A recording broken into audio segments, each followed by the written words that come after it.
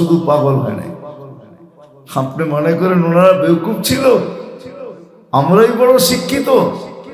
সাহাবা অসাধারণ বিদ্যান ছিল, যার কারণে ওনারা ম্যাককে নামাইতে পারতেন টাইকা।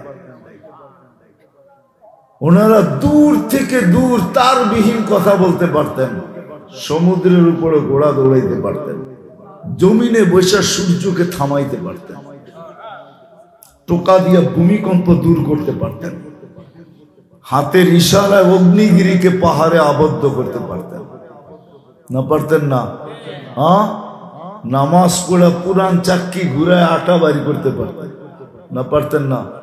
যেখান থেকে পানির কোনো আশা নাই ওইখান থেকে কুয়া খোঁজা পানি বের করতে পারতেন, যা চাইতেন তা পারতেন। সাহাবা ইকরাম ওনারা